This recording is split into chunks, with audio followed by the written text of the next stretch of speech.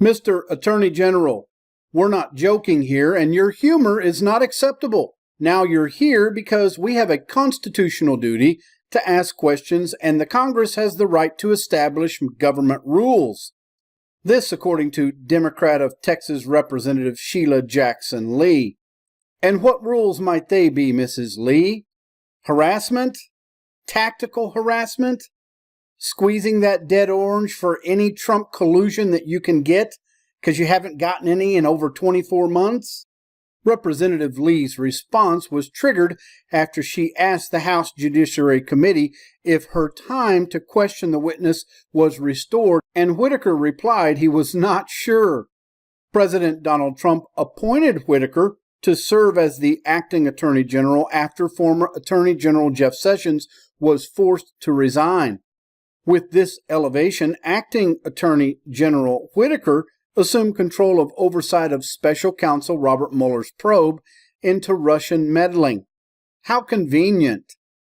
This is the first oversight hearing we have had in the Justice Department in almost 15 months. You did not have a confirmation hearing, and you have not yet appeared for an oversight hearing. Yes or no? Yes or no? Congresswoman, I am the acting. Yes or no? Have you appeared before an oversight hearing in the Congress? Congresswoman, I have not. It has been 10 years. Witness will answer the question as asked, please. Mr. Chairman.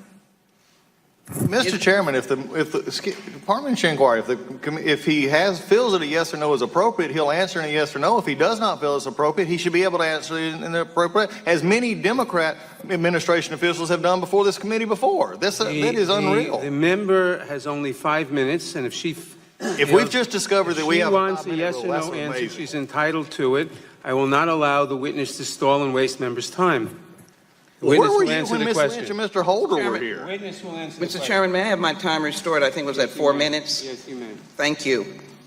Again, Mr. Attorney General, the question is, did you have a confirmation hearing, and has it been more than 10 years since you testified before Congress? Congresswoman, Can the clock be restored? It was. I'm sorry, what was your, I don't know if your time's been restored or not. Mr. Attorney General, we're not joking here, and your humor is not acceptable. Now, you are here because we have a constitutional duty to ask questions, and the Congress has the right to establish government rules. The rules are that you are here. So I need to ask the question, and I need to have my time restored so that you can behave appropriately. I will behave appropriately as a member of the Judiciary Committee. I'm asked a question. Did you have a confirmation hearing, and have you not yet appeared for an oversight hearing? Congresswoman, I am an acting Attorney General.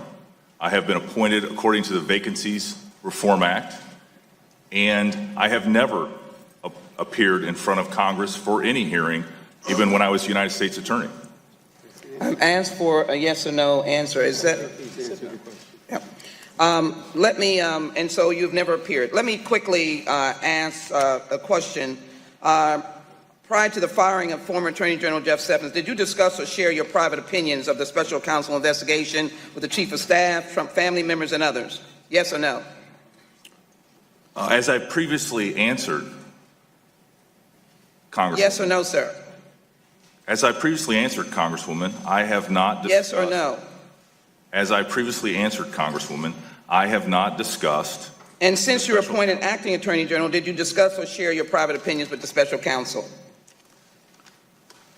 Again, the Special Counsel's investigation is an ongoing investigation, and I have nothing more to say than what I've already said. So you are denying reports that you shared many one-on-one calls with President Trump and his then Chief of Staff, John Kelly, when Jeff Sessions was still Attorney General?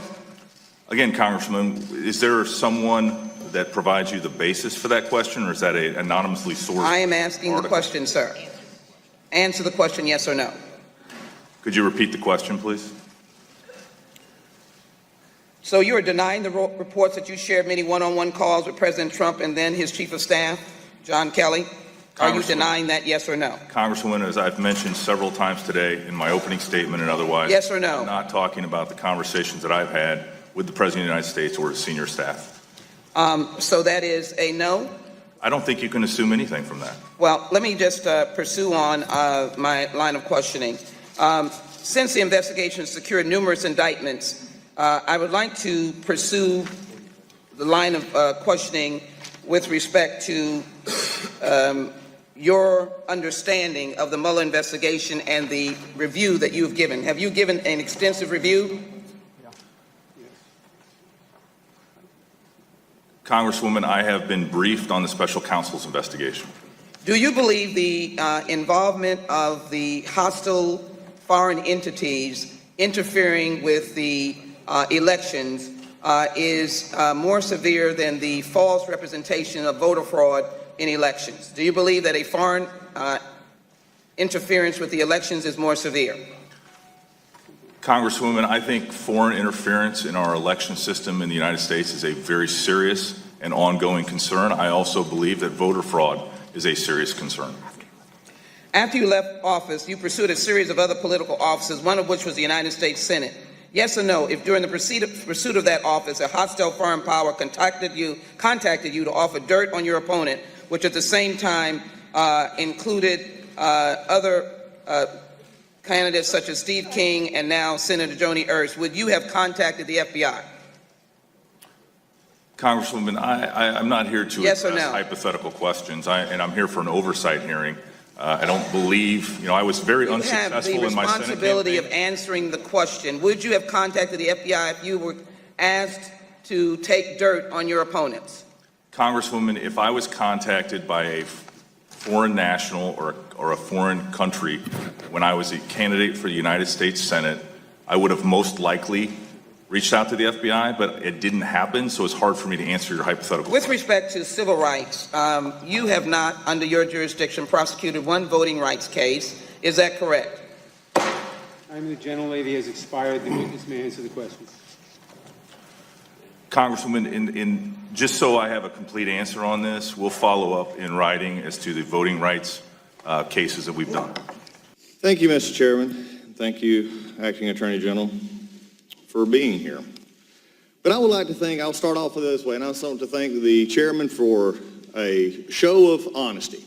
We now have the reason for this hearing. It has nothing to do with the oversight of DOJ. It has everything to do, as we found out this morning in a document dump from the Democratic side of this committee and also another committee, that this is nothing more than a character assassination. And we're going to also decide to see if we can just do something and get at the president while we're had the chance. A preemptive subpoena was not a good idea. It chills all other witnesses coming before this committee and would probably have a detrimental effect to the acting attorney general. But, hey, I'm the minority. Who cares? So we do it. And the acting attorney general's office responded. At about 5 o'clock, the chairman sent a letter saying, we know we'll examine it on a case-by-case basis. The acting attorney general said, no, we need assurances that you're not going to issue a subpoena today or yesterday or today. So, okay, we're back and forth. DOJ, as I understand, he said, no, that's not enough assurance. And we were informed around a certain time last night, about 7 o'clock last night, that an agreement had been made, and it was a full cave by the committee chairman. No subpoenas today. So everything that we did earlier in the day was a complete waste of time. Now, what was even worse about this, and let's talk about, Twitter accounts. Last night around 8 o'clock, the chairman's Twitter account said acting attorney general was going to show up today at 9:30. The interesting thing about that is they linked to the 5 o'clock letter, not this letter, which I asked now to be admitted to the record, which, by the way, I was CC'd on, but never, I guess this is it. But we're going to put this into the record now. The letter to the acting attorney general in which the chairman of this committee says there will be no subpoena tomorrow, and any differences we have we'll work on later. And I ask unanimous consent that be entered into the record. Without objection. So at 8 o'clock, we decided to send out a tweet to the world, which many in the media, by the way, picked up on and have run stories today saying the reason the judiciary chairman wins, the attorney general's coming, he doesn't have assurances. No, he does, right here. There's going to be no subpoena today. So when we talk about transparency, which was so evident yesterday, now we get to the real meat of the issue. It is also amazing to me, as I said yesterday, when you come here and you put a issue of this hearing, yes, on Thursday, Bill Barr was approved out of the Senate Judiciary Committee. By next Thursday, he will be the Attorney General. This gentleman right here is finishing up the last term of acting attorney general. He was willing to come, but yet we had the charade yesterday. This hearing is pointless, and basically it was made even more pointless by the chairman's opening statement. This is not about what the good men and women at the Department of Justice are doing. This is not about FBI agents who are doing their job. It could be about the FBI agents that we on our side have talked about that didn't do their job, and we'll probably hear a lot about that today. There's plenty of frustration of issues of DOJ oversight. But, sir, I'm not sure, frankly, that the oversight of your financial situation from 2014 to 2016 has anything to do with this hearing. It's beyond the scope of this hearing. So if this is what we're going to do, if this is where we're going, then I want to remind everyone that this is not the Senate.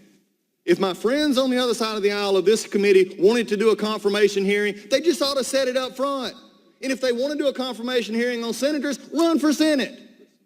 This is not a confirmation hearing. This is a Department of Justice oversight hearing. Supposedly, I'm sorry. Back to theatrics again. The curtain opened up and we found out what was really going on. No, we want to damage the president. We want to talk about your private conversations. We want to talk about what you did and why the president, a most amazing quote I just heard a moment ago. We want to know why the president may have put you there for what he got. That's offensive.